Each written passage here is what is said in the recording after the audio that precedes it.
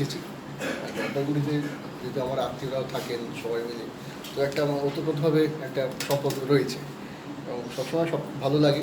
বিভিন্ন রকমভাবে শুটিং কার্যক্ষেত্রে আসা হয়, কিন্তু ভোটের প্রচারে যখন আসা হয় তখন তো একটা অন্য উন্মাদনা কাজ করে, অন্য একটা মেন্টালিটি থাকে। তো এমনি আবহাওয়া তখন গরম থাকে, যতই ঠান্ডা পড়ুক না কেন। তো ওভারঅল সে বিষয়টা এনজয় করি, কারণ তখন একটা অন্য মানসিক যুদ্ধ নিয়ে আসা হয় যে হ্যাঁ, যাই হোক না কেন জিততে হবে। তো সেই মানসিকতা নিয়ে এসেছি এবং আমাদের প্রত্যেকে যারা তৃণমূল কংগ্রেসের যারা সম্পদ, তারা প্রত্যেকে একসঙ্গে আমরা যারা কর্মীরা একত্রিত হয়ে সেই জয়ধ্বনি তৃণমূল কংগ্রেস জিন্দাবাদ, মমতা বন্দ্যোপাধ্যায় জিন্দাবাদ, অভিষেক ব্যানার্জি জিন্দাবাদ বলতে বলতে এগিয়ে চলি। এবং আমাদের লক্ষ্য একটাই থাকে, সেটা হচ্ছে তৃণমূল কংগ্রেসের অর্থাৎ আমাদের সম্মানীয় মুখ্যমন্ত্রী মমতা বন্দ্যোপাধ্যায়ের যা যা উন্নয়ন গোটা বাংলাব্যাপী, সেই উন্নয়নের ধারা যেন অব্যাহত থাকে এবং সেই উন্নয়নগুলো মানুষের কাছে কাছে পৌঁছে দেওয়া এবং তাদেরকে বুঝিয়ে দেওয়া যে আপনার জন্য আমাদের নেত্রী এই করেছেন। অ্যাকচুয়ালি মিঠুন আঙ্কেলকে আমার চরম শ্রদ্ধা, আমার অন্তঃস্থল থেকে তাকে আমি প্রণাম জানাই, ভালোবাসি তাকে। একদম আমাদের একটা ব্যক্তিগত সম্মান, একটা সম্পর্ক রয়েছে। এবং দেখুন, মানে উনি যে আসবেন সেটাও আমি জানতাম।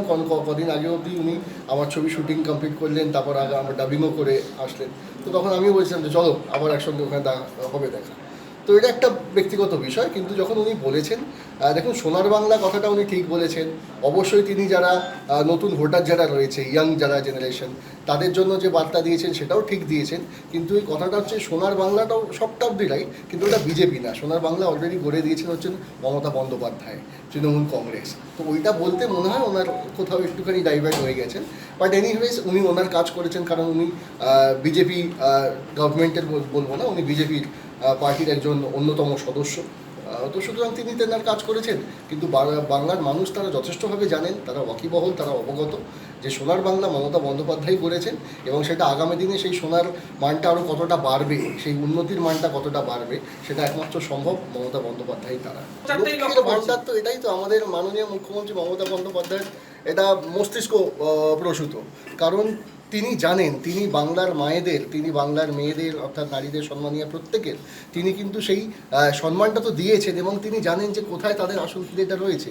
আজকে সত্যি তো ভাবুন না, আজকে যে আমার মা যদি 500 টাকা পায়, 500 থেকে সেটা 1000 হয়ে গেছে, বা আমার দিদি যদি সেটা 1000 টাকা পায় মাসে গেলে, সেখানে তো তারা গর্বিত যে না, তারা তাদের স্বামীর ওপর নির্ভরশীল নয়, তারা তাদের টাকাটা পেয়ে যাচ্ছেন এবং সেটা তিনি তার মেয়ের জন্য জমা করছেন বা সেটা তিনি তার ব্যক্তিগত কাজে খরচা করতে পারছেন।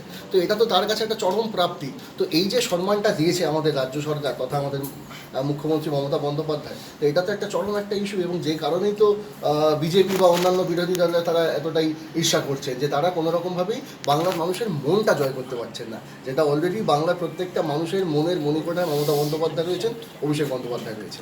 এইটা আপনাদের কতটা অনুকূলে আসতে পারে? দেখুন, এটা তো নতুন করে কিছু নয়। এই যে ঘোষণা, বরাবরই যখন বাংলা কোনো দুর্যোগ বলুন বা যে কোনো পরিবারে কোনো বিপদের সম্মুখীন হয়েছে, তখনই কিন্তু একমাত্র জনদরদী মুখ্যমন্ত্রী মমতা বন্দ্যোপাধ্যায় এগিয়ে গেছেন সেই পরিবারের প্রতি।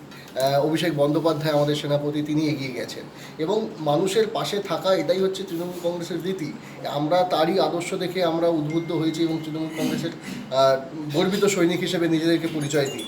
তো সেটা একটা যেমন বিষয়, তার পাশাপাশি আপনারা এটাও জানেন যে হ্যাঁ, যারা আমাদের রাজ্যসভার সম্মানীয় সাংসদ যারা রয়েছেন, তারা প্রত্যেকেই এটা বলেছিলেন যে হ্যাঁ, ইলেকশন কমিশনের কাছে তারা গিয়েছিলেন এবং তারা এটাই দাবি করেছিলেন যে হ্যাঁ, অন্তত যে 1,20,000 টাকা যারা দুর্গত যে পরিবার, তাদের পাশে তাদের হাতে আমরা তুলে দিতে চাই।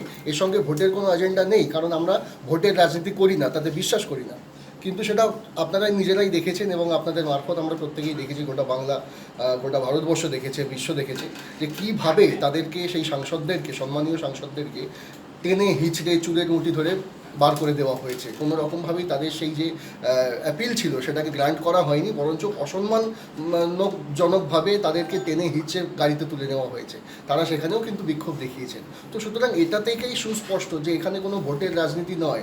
যে কটা পরিবার এই ঝড়ে, যে ন্যাচারাল ডিজাস্টারে যারা ক্ষতিগ্রস্ত হয়েছেন, তাদেরকে পাশে থেকে ন্যূনতম কিছু একটা সাহায্যের হাত বাড়িয়ে দেওয়া, এবং সেই মানসিকতাটাই বিজেপির নেই। তার এগেনস্টে তারা এই ধরনের কাজকর্মতে তারা লিপ্ত হয়েছে।